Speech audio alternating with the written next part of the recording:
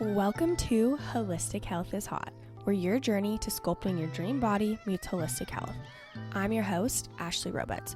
Here, we're going to chat about mindset hacks that have completely transformed my life and dive deep into nutrition and movement that will help transform yours. We're going to get into the intense connection between mind, body, and soul so you can glow from the inside out. Let's get into it. And remember, holistic health is hot. Welcome back to Holistic Health is Hot. I'm so excited to get into this episode because it's one of my favorite things to talk about. These next 3 episodes are going to be all about my personal pillars to holistic health. This is also my philosophy with myself and how I live my life, but also with our coaching clients. So to me, pillar number 1 is mindset. And I know that this might not be the first thing that comes to mind when you're maybe starting off your health and fitness journey, but in my opinion, it is the most important topic, which is why it's pillar number 1 to me. So many people think that being healthy or sculpting your dream body or losing weight is just about working out and eating healthy, but I truly believe that it goes so much deeper than that, which is again why I'm starting off this 3-part series with mindset. If you look around at what your life, body, and environment is right now, your past thoughts created this current reality and where you are right now. I feel like so many people think that mindset is all woo-woo, but there's actually science that backs this up. And think about it. Your perception is your reality. If you look around and you think the world sucks, your life is probably not going to be that great. But if you look around and see the world with endless opportunities, you're just going to have such an abundant mindset. And that drags into and flows into every other area of your life, not just health and fitness, but literally everything, your career, your lifestyle, your relationships, anything and everything, which is why I think this is such an important topic to discuss. Your past thoughts created your current reality. And that's a good and bad thing, because if you're in a place right now that you absolutely hate, the good news is you have the power to change it. The bad news is that it's kind of a wake-up call because you're the one that actually put yourself in this place. But again, it's very, very exciting because you get to actually change your future. You get to actually choose what your future looks like. You just have to change your inner dialogue and inner thoughts. Like I mentioned, it can be a really hard pill to swallow to think about, but truthfully, I've had a very intense wake-up call myself. These last 6 months, I had been feeling like absolute shit. Just honestly, one of the most depressed I've been in a really, really long time. My mental health was just horrible. And it's so interesting too, because, from the outside, it's like, I got the business, I got the boyfriend, I got the house, I got the dog, I got the car, I go snowboarding, I do all these fun things. But from the outside, my life, I should be so happy. But there was something in me that was just mentally exhausted. I could not find the motivation for work. I felt like I was catching up on sleep constantly. And this year I have a total of 8 weddings. I think I have 2 more left. And it's been so fun and so amazing to celebrate the people that I care about. But every single time I got back from a wedding, I was mentally and physically exhausted from, not only travel, but sleeping in a different place, but also drinking. And this is something that I'm honestly afraid to talk about on this podcast because it's a topic that people are kind of weird about talking about, but I have realized that I've been so mentally exhausted from all these weddings and fun things, but I don't even think it's the things. I think it's the drinking that's exhausting me. So I decided that I'm finally going to stop feeling sorry for myself and stop drinking for 6 months and just see how my life can change. And I'm actually really nervous about it. I feel like I've debated on doing this for a long time, but it's gotten to the point where my mental health was so bad that I'm like, all right, Ashley, cut the shit.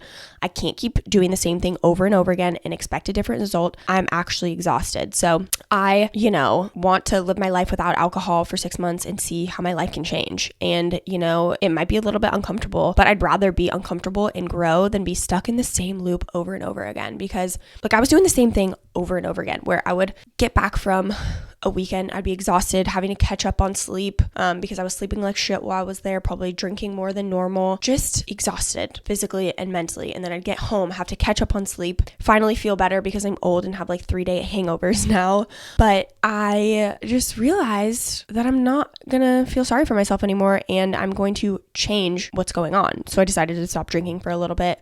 And I think it's interesting because the definition of insanity is doing the same thing over and over and hoping for a different result. And that's kind of what I was doing, like with the drinking, like just coming home, feeling exhausted, having to catch up on sleep. Okay, finally feel better. Oh, okay, another wedding, same thing over and over and over again. And so again, like I am just deciding for myself that I need to take a break so I can not live on that same loop over and over again. And that's kind of something too that I feel like goes along with diet mentality where, you know, you kind of do these quick fixes over and over and over and over again. And it's just exhausting. And it's that thing, it's the same thing. Doing the same thing over and over again, hoping for a different result. I'm not even going to go into all things drinking. That can be a whole separate podcast because it is such a big part of your health and fitness journey. And I feel like a lot of people don't incorporate that at all. They just try to ignore the fact of drinking, and it really does have a big impact on your life. But the only reason I'm saying this is because if you're unhappy, you have complete control of changing that, but you actually have to take action. You can't just hope one day that some magical thing is going to happen and you're going to wake up and just be like, wow, I'm different, I'm changed. You actually have to take action for something to be different. Now,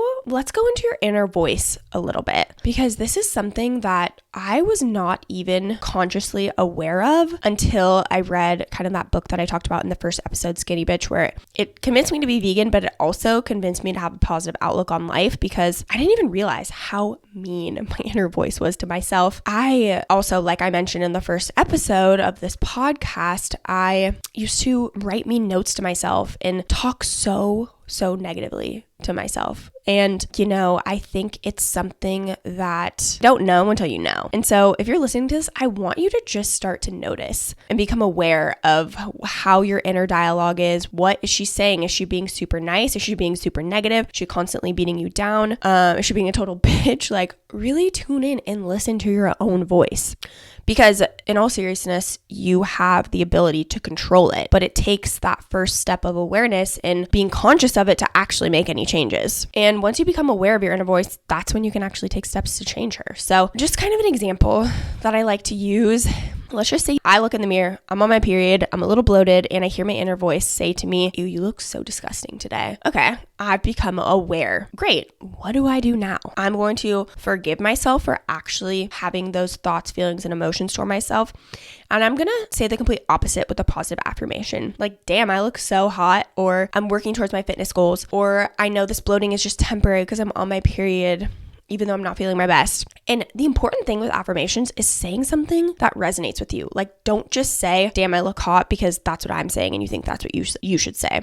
And truthfully, affirmations are weird as shit at first because you don't believe it and you're like, oh my God, I'm a crazy person, I'm talking to myself. But truthfully, if you heard what was going on in my head, you would be like, what, you're a crazy person, Ashley, because any negative thought I have, and like I mentioned, when I was really unhappy those last 6 months, I wasn't catching these negative thoughts that were coming in my head as much. But now that I'm in a good place, every time I say something negative about myself, I say the exact opposite and something positive 1,000,000 times. And I'm not going to lie and pretend that like you're instantly going to be like, oh, I'm fixed. Okay, like I'm hot now, or I feel good now, or I have my dream body now. But the more you can rewire these neural pathways in your brain to, instead of going to that negative thought, go into that more positive outlook, that positive feeling or emotion, you're just going to rewire your brain so it comes more naturally. And at first, it's going to feel weird. It's going to feel uncomfortable, but fuck it, honestly. Like, no one's in your head. You don't have to say it out loud if you don't want to. Sometimes I do. Sometimes I don't. Say it in your head. No one knows. No one else can hear what's going on in there except you. So as a side note, this isn't supposed to be you ignoring your feelings, because if you just suppress your feelings and try to just ignore them and say something different, it's not going to go very well. But it's important to, again, like recognize, how often am I having these negative thoughts and emotions? Like, feel the feelings, forgive yourself for what you said, and then say a positive affirmation that reinforces this new thought or belief that you actually want to be true. I know I mentioned a little bit about how I use it in my day-to-day, but how I use positive affirmations in my life when I was auditioning for pro dance teams, I woke up every single morning and I auditioned for Gold Rush first. I said, I'm a 49er cheerleader. I'm a 49er cheerleader, over and over and over again, every single morning, out loud. No one could hear me. I was in my own room. And then guess what? Auditioned, made it to finals, didn't make the team. Okay, on to the next one. And this is an important piece because just because I didn't make the team didn't mean I'm giving up on my dream. Like, oh, these affirmations, they don't work. Going on to the next one. Audition for Warriors, made it to training camp. I woke up during that time period while I was auditioning and practicing. I woke up every morning. I'm a Warriors dancer. I'm a Warriors dancer. Guess what? I got cut from that team too. I still, though, pushed through, had mental resilience, didn't give up on my dream, and I auditioned for 49ers again. And I woke up every morning. I'm a 49er dancer. I'm a 49er cheerleader. Whatever it was that resonated with me. And guess what? I ended up making the team that year. And that was the year I ended up making it to Super Bowl. So I got to perform at the actual Super Bowl, which is insane. Everything happens for a reason. And a no is not a failure. It's just maybe a redirection, or maybe it wasn't the time. You know, like I mentioned, I auditioned for 49ers twice before I made it. Auditioned for Warriors, didn't make it. So, but again, I still leaned into this belief, like this relentless belief that I was meant to be a professional dancer. And even if it didn't happen right away, okay, fine. I'm still going to push through and continue to get better until my time has actually come. And again, affirmations have changed my life in so many ways. It all starts with your inner voice. So again, notice the inner voice, notice the inner dialogue. Who is this voice in your head? Is she nice? Is she mean? Try to notice and be aware and just try to reframe as much as you possibly can. And the more you reframe, the more you form these new neural pathways, the more positive your life is going to get. So I am very passionate about positive affirmations because they have truly changed my life. I want to talk about limiting beliefs now. And again, mindset, this all ties in together. A limiting belief is a story or narrative that you tell yourself. And this could be something like, I can't lose weight. Or for me personally, I thought I was the fat friend all throughout college because I had, I felt different, but I also had somebody say, tell Ash the camera adds 10 pounds. So in my mind, I was searching for evidence. I was like, oh, like I feel fat. Like I bet everybody thinks I'm fat. And then this one comment drove me to believe, oh my gosh, it's true. Like what I was feeling is actually true. Even if somebody else had told me, oh, you look amazing, Ashley, I still had this limiting belief. Like I wouldn't believe it. That would go right over my head. This limiting belief was ingrained in me because of that one comment, as well as myself actually feeling that way. Our brains are always looking for evidence of whatever story we tell ourselves. So if I think, oh, I'm the fat friend, and then maybe, the same day someone could have told me I looked amazing and somebody told me I looked fat, I'm going to believe the one that I feel is true. The story we tell ourselves and facts are two different things, and it's important to actually separate them. When we have these limiting beliefs, they all come from somewhere. And I think it's important to explore that. Why do you think that? Where did these thoughts and emotions come from? A lot of times they're not facts. We have curated this narrative in our actual brain. And whatever you tell yourself, like I mentioned, your brain's looking for proof. It's looking for outside validation. Maybe you think I can't lose weight. It's my genetics. It's this. Maybe you've tried a few diets in the past and they didn't work. So you're like, yep, that's my proof right there. I told you I can't lose weight. I've tried a quick fix after quick fix, but maybe it's not necessarily that you can't lose weight or it's your genetics. Maybe you're not doing the right diet. But again, our brain is searching constantly for proof. So it's so important to, again, start with just noticing these limiting beliefs. What are these stories and narratives that you're telling yourself? Again, me with the mute girl thing. I was shy and quiet, afraid of the world. I was looking for outside validation and I found it. And it was a narrative that I had told myself for so long. I'm just the quiet girl. I'm just the quiet girl. Until that one day that I decided, no, I'm fucking done being the quiet girl. I want to have friends. I want to live a life. I don't want to be scared of everything anymore. That one decision to change who I was as a human, change my identity, change my whole life. And again, we have these stories we tell ourselves and you get to decide if you want to believe it or not, or if you want to change the narrative. Let's talk about how you can actually approach these limiting beliefs. Again, the first thing with mindset is always notice, become aware of these thoughts, emotions, these stories, whatever it is that we're telling ourselves. And kind of same with affirmations, forgive yourself for thinking that and it kind of exonerate the past. Be like, okay, that was me in the past. Who do I want to be today? What story do I want to create for myself? And truthfully, I've changed who I am as a person so many times. I went from the mute girl to, just regular normal high schooler. Then I went to Chico and became this party girl. And then I became this like vegan girl. Then I became, this dancer girl auditioning for pro dance teams. Then I became a health coach. girl obsessed with morning routines. Like, I have changed my narrative and my story and who I am so many times. And I think we get so caught up on like, oh my gosh, the people around me, they're going to be like, what is Ashley doing? Or what is this girl doing? Like, she can't just change who she is. No one's thinking about you as much as you. Like, in my own head, when I started my fitness Instagram account, I was like, oh my God, everyone's gonna like talk shit about me. They're gonna think like, who does she think she is? Blah, blah, blah, blah, blah. If people did, one, don't give a shit. But two, I get to decide who I want to be. I'm not gonna let other people's opinions dictate in how I live my life. And that was honestly, it's a really hard thing to kind of like break out of your shell, get uncomfortable, and create a new story on yourself.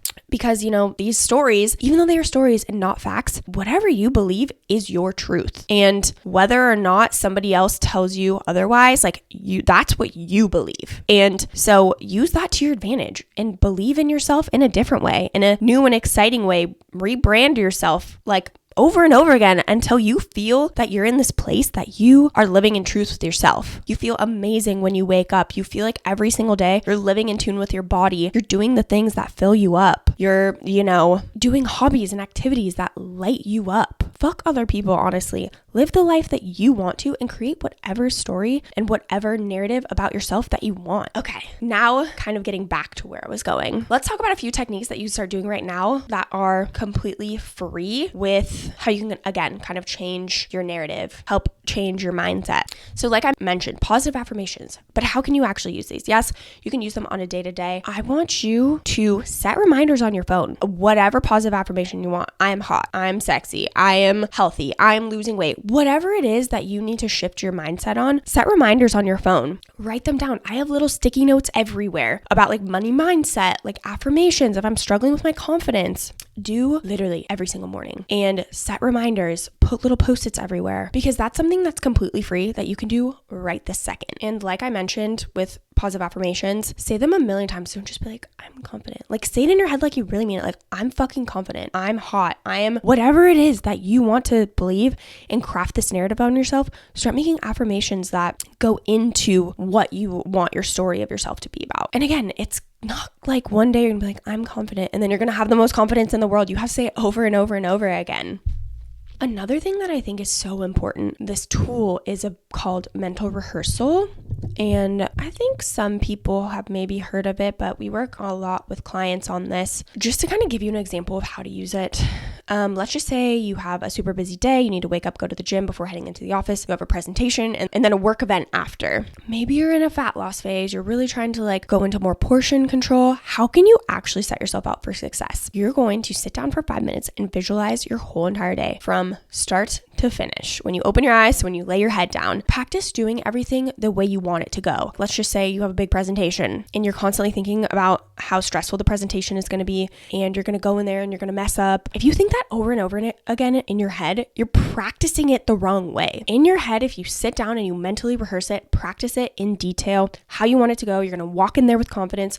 You're going to nail the presentation. You do that over and over again. When the time actually comes to do the presentation, you're like, oh, no problem. I've already done it in my head a million times. I am not stressed out at all. Like, I got this. I know it's going to go perfectly. What's doing it one more time? And I mentioned kind of like a portion control phase because let's just say, especially with holidays, this can kind of get in people's heads when they're trying to lose weight because they want to have fun. Like, there's this pull between wanting to have fun and enjoy themselves, but like not overindulge, because, you go into it and you want to have fun and then you overindulge and then you feel guilty about it. You want to restrict, and it's this whole cycle. But what you can do is mentally plan out how you want it to go. Maybe, you want to go and ball out on the appetizers, because that's what I do, because appetizers are the best part, in my opinion, on all events, holidays, whatever. You want to ball out on the appetizers. Cool. You set a limit for yourself. You're like, I'm going to have 2 big plates of appetizers. Cool. I'm going to eat super healthy for dinner. I'm just going to focus on protein and veggies for the dinner, and I'm going to have 2 glasses of wine, whatever it may be. But the important thing is making it the way you want, not doing it because I'm saying it. Figuring out a way that works with you and your lifestyle, in a way that feels good to you, in a way that you can actually enjoy it. So go into it, sit down for 5 minutes, multiple times. So I would definitely recommend doing this a couple days before. Practice in your mind how you want it to go. You literally imagine yourself walking in, being confident, going over to the appetizer table, getting your 2 big plates, maybe not at the same time, but hey, if that's what you want, do you. Having those 2 plates of appetizers and then moving into the dinner. And imagine yourself picking up the chicken, picking up the veggies, whatever it is. Because if you can do that over and over again in your head, again, like I mentioned with the presentation, it's easy to do in real life because you're like, oh, no problem. I've done this a million times in my head. What's one more time in real life? And you can use mental rehearsal for literally anything and everything. Presentations, I don't know, big talks with people. Like imagine yourself, but don't imagine your ultimate self doing it, your superhuman version of yourself doing it. Because if you imagine in your brain a million times of you, oh my God, overindulging, because that's what we do a lot. We move to fear. We're like, oh my God, we're going to overindulge so much. And we have this fear. So then when the time comes, we actually end up doing it that way because that's how we've envisioned ourselves doing it over and over again. So again, practice this in your head multiple times so then you do it in real life and it's like easy peasy. And honestly, there have been so many studies on this. There's this example, I'm probably going to botch this, but it's a study done on bicep curls and building muscle. One group did bicep curl exercises with dumbbells. One imagined themselves doing it and then one did nothing. The one that did nothing obviously did not build any muscle. The one that did bicep curl with the dumbbell did build muscle. And the crazy thing is the one that envisioned themselves doing the bicep curl actually saw muscle growth, not to the extent as one with a dumbbell. That just shows that your mind is so freaking powerful. Same with like practicing piano and stuff. There have been a lot of studies on this where practicing it in your mind is almost as beneficial as practicing the piano in real life, which is freaking crazy. So again, your mind is so dang powerful. Another kind of tool to use for your mindset is meditation. And I feel like people hate on meditation. They just think of meditation as so woo-woo, sitting in a corner with their legs crossed, thinking about nothing for 20 minutes. That's not how I meditate. One, I could never sit down for 20 minutes and think about nothing because my brain is like always constantly going. But I think you can think about meditation in whatever way you want. Maybe that's walking with no podcast on, or maybe it's running without music, or maybe it's listening to a guided meditation. There really are so many ways to do it, but the big thing is that you're tuning in and listening to your own body and being aware, because so often, our minds are constantly on social media or on our computers or on our phone. We're doing so many things. Our brains are just constantly go, go, go. And to me, meditation is just being still and being mindful and tuning in. Maybe you access that by running, or maybe you access that by actually sitting down and not listening to anything and just trying to focus on your breath, or maybe that's listening to a guided meditation. I actually use the Superhuman app. I am obsessed with it. It's really changed my life. It almost is like, I don't even know. They're not really meditations. They're almost like pep talks. They do have some meditations, but they have like walking meditations, running meditations. I think I've never done one, but I like the walking meditations a lot. There's like anytime meditation. So you can be doing things and you're just having this constant positive reinforcement in your brain, which I think is amazing to have on 24/7, because like the more positivity you can pump into your brain, the more you start to actually believe in the possibilities of everything in your life. I probably do a superhuman meditation 3 times a day. I do them when I wake up. Sometimes I'll do one while I'm like, I don't know, maybe walking or cleaning. And I do one while I'm taking a shower. It's such a freaking vibe. You light a candle, make sure the lights are off, put on a superhuman meditation, or even YouTube has some guided meditations that are great. Maybe put on some incense or whatever, and you turn all the lights off and you take a shower, and it's just such a freaking vibe. It like winds me down so much. Again, don't think about meditation as this little thing that is just put in a little box. Think of it however you want, but the important thing is just to really tune in with your own body and start to listen to her, because she's always trying to tell you something. And the more you can just be aware, tune in, you're gonna be able to act in a way that is beneficial for your mind and body and soul. So moral of the story, mindset is so important to transform your life, also your body. If you don't believe you can have your dream body, you probably won't get there. And I know that's harsh, but it really is the reality. So if you don't know where to start there. And the best part is that talking to yourself is completely free. So use it to your advantage. With the right mindset, any goal becomes achievable. Truly, your mindset is so important, and it is a tool that is completely free that you get to use to your advantage or your disadvantage. So I highly recommend tuning in and start listening to her. Become aware of these thoughts that you are having so you can change them and change your life. I think that wraps it up. Thank you so much for being here. Seriously, it means the world to me. I hope you enjoyed this episode all about mindset. Stay tuned for next week. We're going to talk about the next pillar, where I'll dish out all the details on nourishing our bodies. If you enjoyed this podcast, it would mean the world to me if you rated and reviewed it. Thank you so much for tuning in. I'm so happy that you are here. If you want to follow me on Instagram, my handle is @AshleyRoberts, same with TikTok, and hope to see you in the next episode.